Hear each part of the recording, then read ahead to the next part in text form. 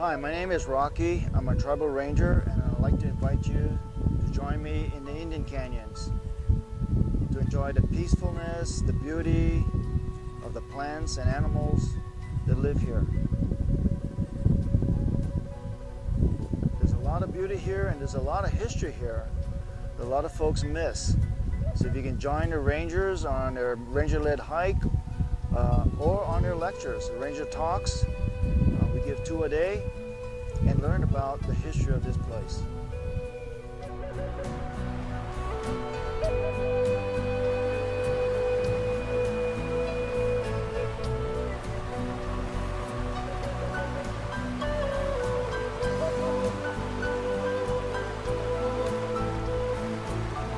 There's 2 things that make this canyon special. One are the palm trees, and secondly, the story of the Kauai people, because this is their homeland.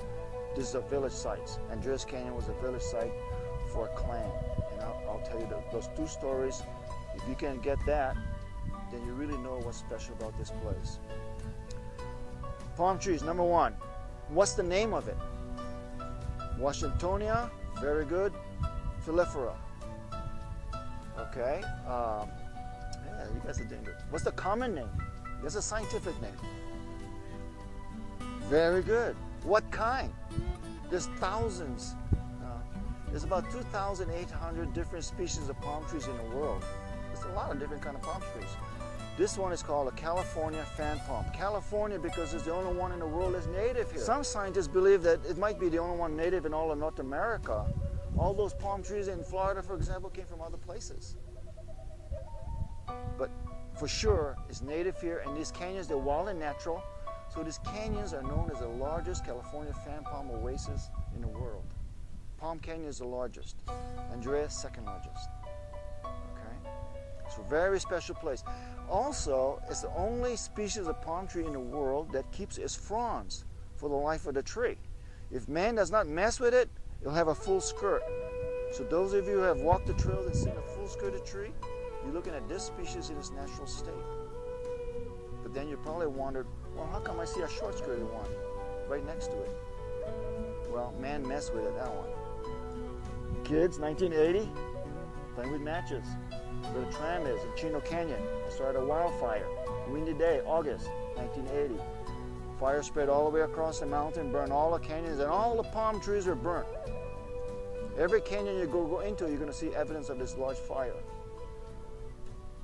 Now, if you can imagine, all the fronds are burnt off. Look like telephone poles in here. All the fronds you see today all came back after the fire. And the full-skirted ones were not even here. They grew from a seed after the fire.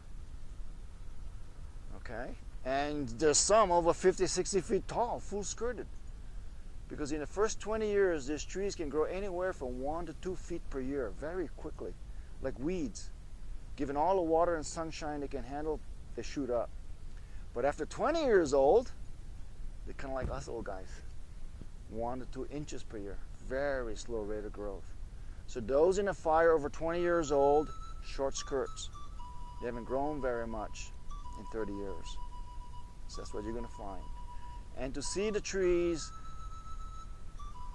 basically the fire didn't kill them, right? They're flourishing. So the question is, why is that? No scientists here? I learned this from scientists. And they said that these trees are very fire resistant for two reasons. One, you only find palm trees where there's a lot of water. They need a lot of water to survive. So about 80% of its weight is made up of water. They're very moist inside. Help make it very fire resistant. And secondly, it's not really a tree. Yeah, we call them palm tree, but it's not really a tree.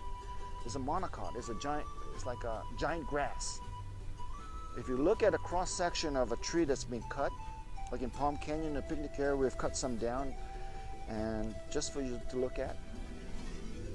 There's no cambium growth rings like a normal tree would have, but instead the whole entire trunk looks like made up of vascular tissues, like straws. To me, it looks like the root system. Thousands of these roots go right up the trunk to the heart. So you can burn all the bark off. You could carve this tree all you like. But as long as it's connecting tissues from roots to heart, the tree survives. There's some tree that's been hollowed off in a fire and just a sliver, and yet they're still flourishing because it's connecting tissues. Okay. Washingtonia filifera. Who discovered this tree? Good. That's what I thought too. Until I asked the scientists, hey, who discovered this tree? And they told me this story. It's kind of an interesting story. It was actually discovered in the 1800s by a German scientist, never been to America. Saw this tree growing in Belgium in the Arboretum. Found out the seeds came from California. And he knew it was a very unique tree among all he'd seen and was never discovered. And so he named him after the father of our country, George Washington, Washingtonia. Filifera, he gets the name, is if you look really closely at the fronds, look at the edges. There's a stringy, long, stringy, hairy things like threads hanging out from it. That's the filifera. And actually, we got a bird, the oriole. The Scots and the hooded oriole builds their nest using the filifera. The palm tree here, a healthy palm tree can provide maybe up to 500 pounds of fruit. It looks like little blueberries with hard seed, very little meat, flesh. Right now it's very late in the season, so they all dried up. In October, November, when they ripen, they're very soft and juicy, and they drip, and they're very sticky. It tastes like dates. Very sweet, very nice. And the kawia, that was a major food source for them. Palm tree was probably the most important plant to the Kawia people. In fact, it's the only plant I know that has a legend to it. It's called the Legend of the Palm Tree. Has anybody ever heard of that? No? Okay, let me tell you real quick. Kind of neat story. Long time ago, no palm trees in the area. And there was an elder, his name was Maul. Maul felt that his days were getting short. So he wanted to leave something useful for his people so they remember him. So he walked all over the mountains, all over the valley, all over the canyons, thinking really hard, what should I leave my people? Gotta be useful. And all of a sudden it dawned on him, oh, there's no palm trees here. So he decided to leave the people the first palm tree. He went out to the East Valley along the San Andreas Fault, many springs there. Found a nice spring, stood firm and still next to it. Slowly from his feet, the roots took hold, and around his legs, the bark formed, and from his hair sprouted the palm fronds. Maul turned himself into the first palm tree. So from East Valley, palm trees spread all over the world now. It's native here, but it's so popular all over the world. You find them because they're hardy and sturdy. You know, and winds don't knock them down. They're beautiful too. They're unique. Grows fast and easy. Just give them water and sunshine. And they can survive in 25 degrees weather. So they can survive below freezing weather. Very good tree. So what is the... How deep is the root system? Not deep. And that's why you only find palm trees where the water table is close to the surface of the ground. Actually, you see palm trees dig and you're going to find moist soil immediately, a few inches below. Yeah. Even though their root system is shallow, winds don't knock them down. Why is that? That's true. They bend, not like the oak tree. But you ever see the root system? Look, when you walk the trail, you look some trees that's close to the stream, where it's a lot of erosion. Look at all the thousands of roots that come out of the base of the tree. Imagine all these roots spread out in all directions, hanging on to ground, rock, dirt. Makes a very sturdy tree. Okay. So yes, you can't knock them down. You can't climb them either. So how do they harvest the fruit anyway? Anybody know? Get a willow pole, cut a notch in them, reach up, hook onto the fruit stem, twist it, pull the whole stem down. You don't wait for the thing to fall naturally. It's too late. The animals will gobble them all up. Now, if your pole doesn't reach, you know what they did? They made a throwing stick for hunting small game like rabbits, quail, dove. Look like a boomerang. It doesn't come back like a boomerang. It just goes one way.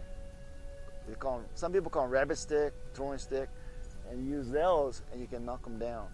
Or you can make lassos and lasso the fruit stem and pull the whole thing down. And what they tell stories of when the settlers started moving in, they got the tin cans. Well, they made arrow points out of tin can also. But they take the tin can lid, attach it to the willow pole, and they sharpen it.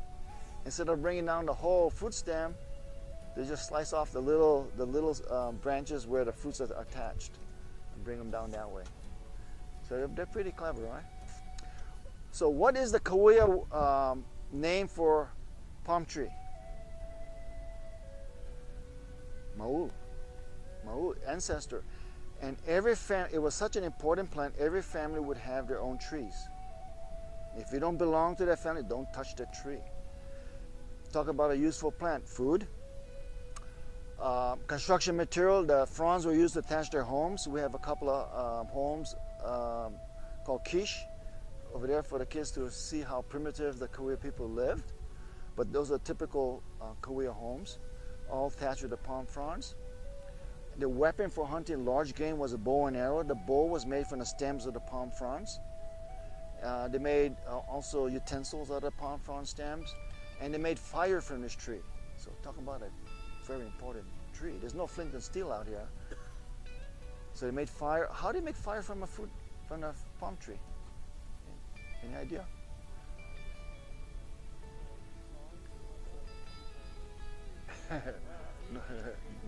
Magnifying glass would be really helpful. They took the fruit stem and made a fire drill. And by friction, we're able to create fire. But probably the most important part of the tree for creating fire is the tinder. You know, by friction to make fire, tinder is a very important part. And they took the tinder where the palm frond attaches to the trunk of the tree. Remember, it attaches for the life of the tree.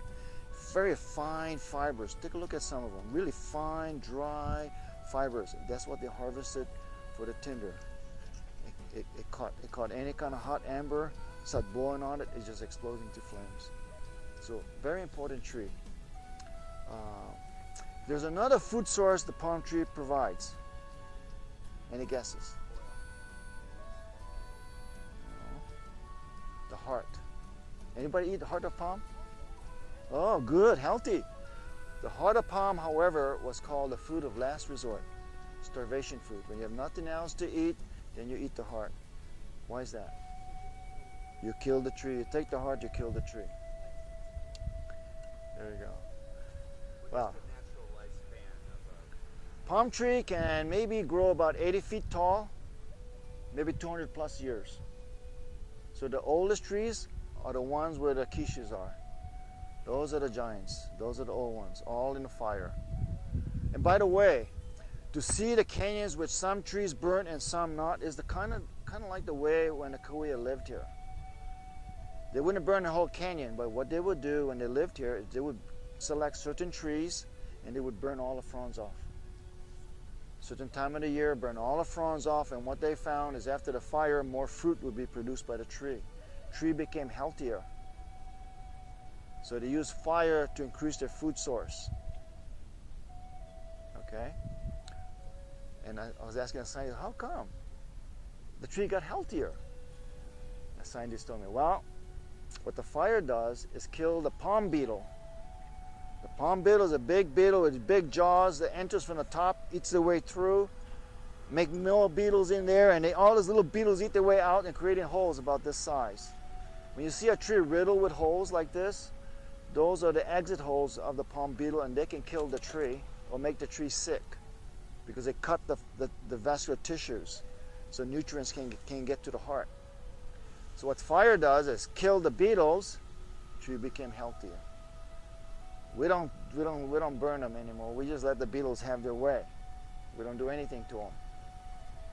But what we found is that what the beetles does is they attack the older trees. So the palm beetle basically today, because no one is burning them, keeps the grove young. That's what they do. So what do we call a full-skirted tree, you think? I call them virgin palm. These are called honey mesquite. A large grove of honey mesquite trees was growing around this hot mineral spring in the middle of downtown Palm Springs. I attracted them, so they checked it out. Wow, look at this. Hot water, a source of water that's hot, over 100-some degrees. And a source of food, because honey mesquite was one of the most important food to early people. It produces a seed pod in the summer. It looks like a string bean, big, sweet. That's why it's called honey mesquite. And you don't have to cook it. You can eat them right from the tree, and when dried, can be stored for over a year. It had a nutritious value of barley, so it's good. Better than barley. Barley's not even sweet. Okay? So here's a large food source and water source, and they built the village right there. They called the spring Seki. The village was also known as the village of Seki.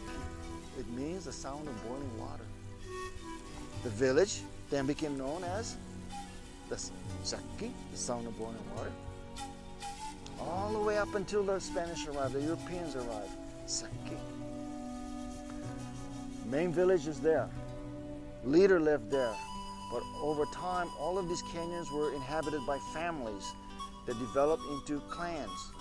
So the members of the Agua Caliente band today can trace the ancestry to one or two of the three ancient clans, one of these ancient clans. The largest clan, the original clan, occupied Seki, Chino Canyon, where the tram is, and Takush Canyon, basically the downtown Palm Springs area, and they were called the Fox. In Kauai, Kawasikdom, the people of the Fox. The clan that lived here in Andreas and in Murray were called the people of daylight, the Panictum clan. The leader of the Panictum clan, when the Spanish arrived in the early 1820s, they called him Capitan Andreas. So Andreas Canyon is a family name. These are called honey mesquite. A large grove of honey mesquite trees was growing around this hot mineral spring in the middle of downtown Palm Springs. I attracted them, so they checked it out. Wow, look at this. Hot water, a source of water that's hot, over 100-some degrees. And a source of food, because honey mesquite was one of the most important food to early people. It produces a seed pod in the summer. It looks like a string bean, big, sweet. That's why it's called honey mesquite, and you don't have to cook it. You can eat them right from the tree, and when dried, can be stored for over a year. It had a nutritious value of barley, so it's good. Better than barley. Barley's not even sweet. Okay? So here's a large food source and water source, and they built the village right there. They called the spring Seki. The village was also known as the village of Seki. It means the sound of boiling water. The village then became known as the Seki, the sound of boiling water. All the way up until the Spanish arrived, the Europeans arrived. Seki. Main village is there. Leader lived there. But over time, all of these canyons were inhabited by families that developed into clans. So the members of the Agua Caliente band today can trace the ancestry to one or two of the three ancient clans, one of these ancient clans. The largest clan, The original clan occupied Seki, Chino Canyon, where the tram is, and Takush Canyon, basically the downtown Palm Springs area, and they were called the Fox. In Kauai, Kamasiktam, the people of the Fox. The clan that lived here in Andreas and in Murray were called the people of Daylight, the Panictum clan.